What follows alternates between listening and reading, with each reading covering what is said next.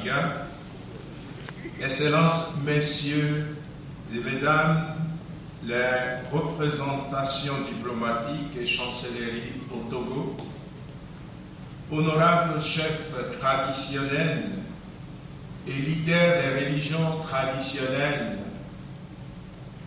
révérends frères et révérentes sœurs de la communauté Saint-Jean qui nous accueille en ce lieu à l'agora de la paroisse universitaire de Lomé. Révérends pères, révérends frères, révérentes sœurs, révérends pasteurs, révérends imams et autres autorités religieuses, civiles, au milieu de nous. Mesdames et messieurs, les membres des organisations de la société civile, messieurs et mesdames, membres du mouvement des forces vives Espérance pour le Togo, messieurs et mesdames, membres des organisations citoyennes des Togolais de la diaspora, chers partenaires, en particulier le Comité catholique contre la faim et pour le développement, Terre solidaire CCFD, auguste peuple togolais, frères et sœurs dans la nationalité et la citoyenneté togolaise, chers invités, amis de la justice et de la vérité, amis de la paix, hommes et femmes de bonne volonté, vous tous, très chers et appelés ce matin à un grand engagement citoyen pour un Togo nouveau. L'honneur me soit ce matin de prendre la parole au nom du mouvement Les Forces Vives Espérance pour le Togo pour vous souhaiter une cordiale bienvenue à ce forum citoyen national qui a pour thème l'engagement de la société civile pour un Togo nouveau, avec insistance sur le devoir pour chaque citoyen et citoyenne de s'engager pour une véritable transformation de notre société continuellement en crise, une crise réellement politique, mais profondément éthique. En effet, nous pouvons nous demander légitimement si les acteurs politiques togolais, les décideurs, aiment véritablement notre peuple, ou sont-ils devenus des égocentriques engagés dans la recherche de leur intérêt personnel avec une réelle idolâtrie de l'avoir et du pouvoir qui déstabilise nos populations et les emprisonne dans une paupérisation galopante dont le résultat est la misère noire qui s'étale à nos yeux à moins de choisir de rester dans une cécité volontaire pour ne pas la voir ou d'anesthésier sa conscience morale pour ne pas se laisser interpeller ou encore de sombrer dans une dureté du cœur pour ne pas la sentir. Il ne fait aucun doute, le Togo, notre pays, la terre de nos aïeux va mal. Elle est en crise. Ce constat n'est pas seulement celui de notre mouvement. En effet, Son Excellence, Monsieur le Président de la République, notre Président à tous, le chef de l'État, a fait le même constat quand il déclarait solennellement à la veille de notre accession à la souveraineté nationale, jour anniversaire de notre indépendance, je voudrais dire, et je cite, « La société d'ouverture et d'inclusion implique aussi la solidarité. La plus forte des injustices n'est-elle pas le développement inégalitaire, lorsque le plus petit nombre accapare les ressources au détriment du plus grand nombre, alors s'instaure un déséquilibre nuisible qui menace jusqu'en ses tréfonds la démocratie et le progrès. Je rappelle que c'est le discours du chef de l'État à la nation du 26 avril 2012. Cette même crise a interpellé la communauté internationale, dont la conférence des chefs d'État et de gouvernement de la CEDEAO, qui, pour nous aider à donner des recommandations dans la feuille de route depuis le 31 juillet 2018, notre mouvement Espérance pour le Togo s'est engagé pour exiger du politique togolais et des décideurs ainsi que du comité de suivi de la dite feuille de route la mise en œuvre effective des éléments positifs de celle-ci, sans fétichisme de date, mais en laissant passer en premier et prioritairement les réformes avant tout processus électoral. Hélas, ce qui se passe sous nos yeux et que la CEDEAO semble accepter ou laisser faire va nous conduire tout droit vers de nouvelles crises, peut-être plus graves, avec des violences qui ont même déjà commencé en période dénommée de recensement électoral. La voie des réformes avant les élections permettrait d'asseoir la démocratie, l'état de droit, la paix et la cohésion sociale dans notre pays. Et elle nous évitera toute crise post-électorale avec des morts, des blessés graves, des emprisonnements injustes, le blocage économique et socio-culturel du pays.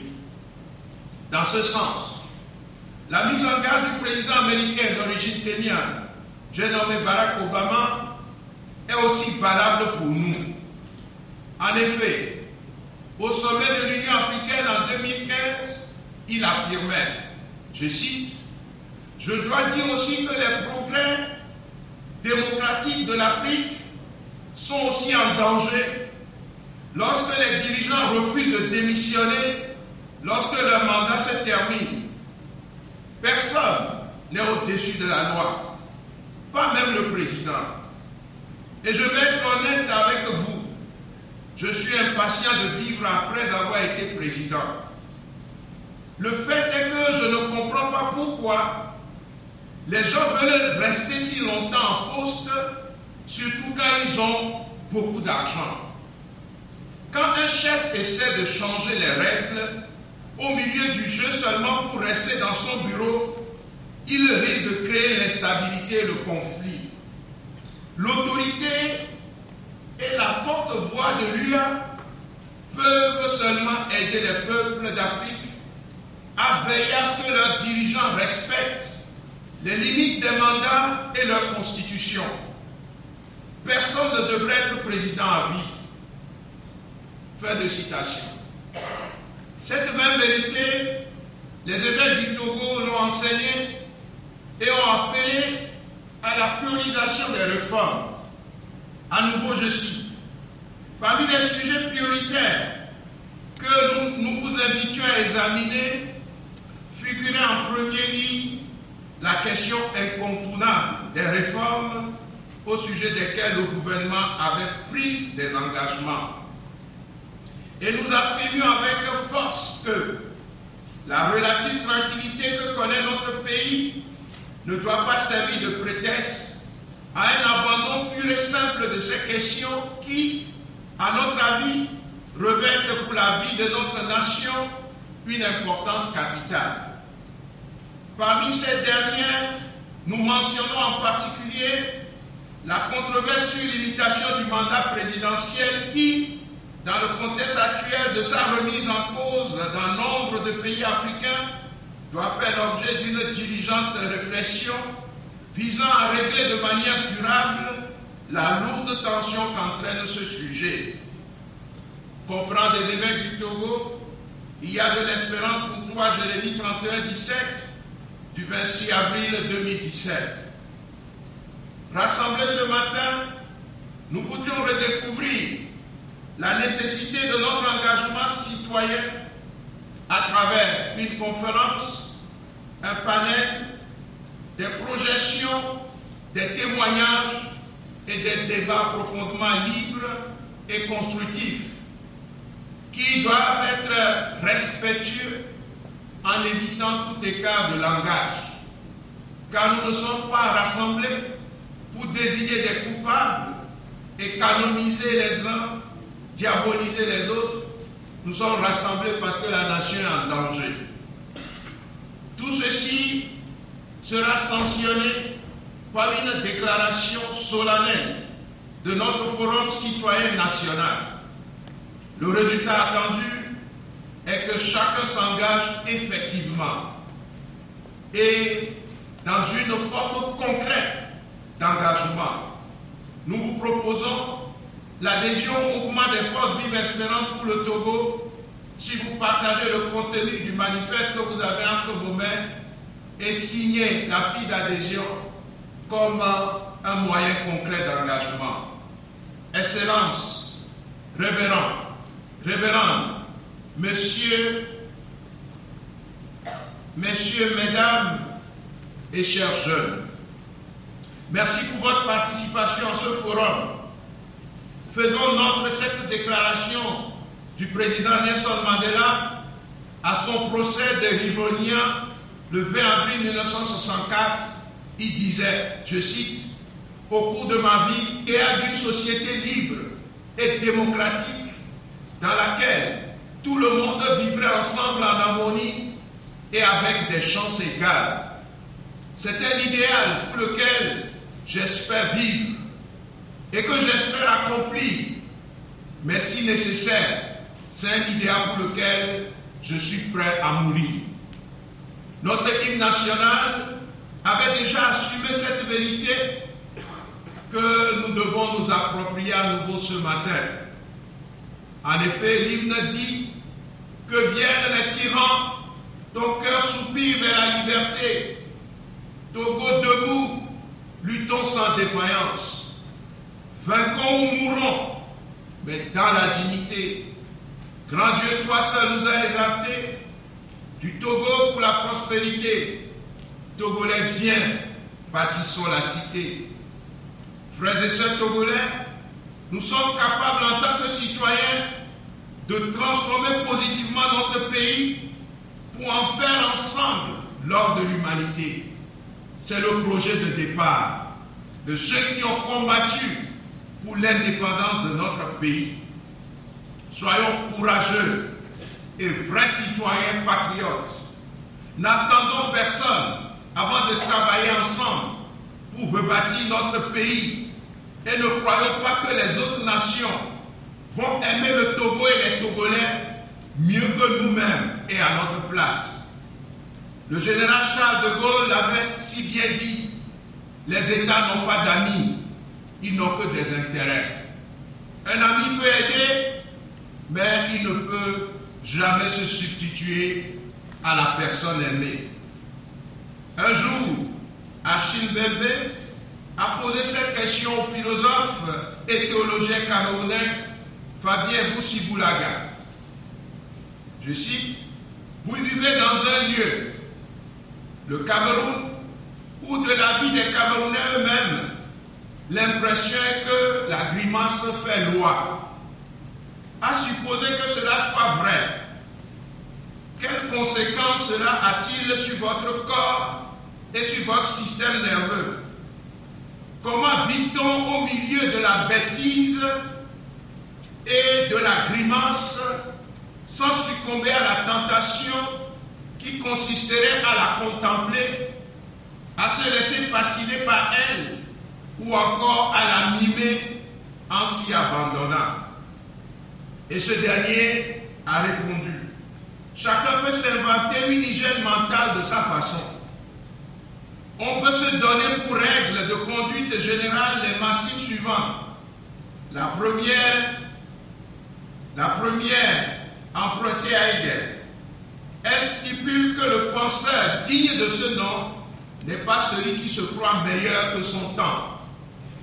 La deuxième est un pari rationnel qui se formule comme suit. Dans une situation où l'on croit que les fous dirigent les sages, c'est la conduite des sages qu'il faut changer pour éviter ou limiter les catastrophes, car c'est sur elles qu'il est possible d'agir. J'ose croire encore que dans cette salle, ce sont des citoyens pétris de sagesse, libérés de la foutaise et de la folie qui sont rassemblés. N'est-ce pas donc une véritable comédie si après avoir mal partagé les richesses du pays, on maintient le peuple dans la misère et on donne à certains des sacs de riz et des fournitures scolaires pour leurs enfants? La première étape de la vraie charité, c'est la justice sociale et non la fausse philanthropie. Engageons-nous pour que chaque Togolais mange à sa faim, se soigne et prenne soin de ses enfants par le fruit de son travail. Alors la solidarité sociale sera mieux organisée pour prendre soin des nécessiteux sans briser leur dignité. L'inégalité sociale, où une minorité s'accapare des richesses et installe les autres dans la misère, ne se règle pas à travers la distribution de vivres, de machettes, de houes, de quelques billets de banque, de fournitures scolaires, etc. Mais elle se régularise par les réformes constitutionnelles, institutionnelles et électorales. Cela s'appelle volonté politique, sursaut patriotique, écoute profond et respectueux du peuple et recherche du bien commun et de l'intérêt général. Et c'est pour cela que nous sommes rassemblés ce matin, frères et sœurs dans la nationalité togolaise, pour sortir de nos démissions citoyennes et comprendre qu'on soit chrétien, qu'on soit musulman, qu'on soit de la religion traditionnelle et qu'on soit même une personne qui ne croit pas, on ne peut pas démissionner quand il s'agit de bâtir la cité. Frères et sœurs togolais, comme nous le chante Monseigneur Bariga, fais ta part. Ne te décourage pas et ne démissionne pas en face des difficultés. Dieu est du côté des petits, des artisans de justice, de paix, de vérité et de solidarité. Je voudrais terminer mes propos en m'appropriant ces paroles du président Barack Obama. Je crois que le cœur de l'homme est plus fort. Je crois que les cœurs peuvent changer. Je crois que les esprits peuvent s'ouvrir. Voilà comment le changement se produit. Promouvoir le développement qui sort les gens de la pauvreté. Soutenir la démocratie qui donne aux citoyens leur mot à dire. Faire progresser la sécurité et la justice qui offrent la paix. Respecter les droits de toutes les personnes.